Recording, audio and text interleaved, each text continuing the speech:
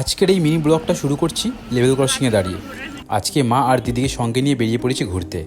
এখন আছি বালি ব্রিজে, আর ব্রিজ থেকে দেখা যাচ্ছে দক্ষিণেশ্বরের মা কালীর মন্দির। রাস্তার ধারে এই ফুলগুলো দেখো, খুব সুন্দর লাগছিল কিন্তু দেখতে। গাছের নামটা শিওর না, তবে মনে হয় রাধাছুড়া হবে। তোমরা যদি কেউ জানো তাহলে কমেন্টে লিখতে পারো। দেখতে দেখতে চলে এসেছি এয়ারপোর্টের কাছে। এই ওড়ালপুল থেকে নেবে সোজা গেলে দমদম, আর বাদিকে গেলে নিউ টাউন যাওয়া যায়। আর আজকে আমরা যাচ্ছি নিউ টাউনের দিকে। আমরা চলে এসেছি এখন চিনার পার্কের এখানে একটা ছোট্ট ক্যাফেতে, আর অর্ডার করেছিলাম মাশরুম চিজ আর এলাচ চা। খাবারটা কিন্তু খুব টেস্টি ছিল। তো খাওয়ার কমপ্লিট করে এখন আছি সিটি সেন্টার 2 এর সামনে। দিদিকে এখানে নামিয়ে দিয়ে আমি মাকে নিয়ে চলে যাব বাড়ি। তো মাকে বাড়িতে নামিয়ে দিয়ে আমি আবারও চলে এসেছি নিউ টাউন। এখন কিন্তু আমার সঙ্গে আছে সুমন, বুবুন আর সুমিত। সুমন এই ভিডিওটা রেকর্ড করছিল, তখন আমরা গাড়িতে গান চালিয়ে নিজেদের মধ্যে গান করছিলাম, কিন্তু বুবুন মনোযোগ দিয়ে ফোন ঘাঁটছিল। আমরা চলে এসেছি এখন নিউ টাউন সেন্ট্রাল মলের সামনে।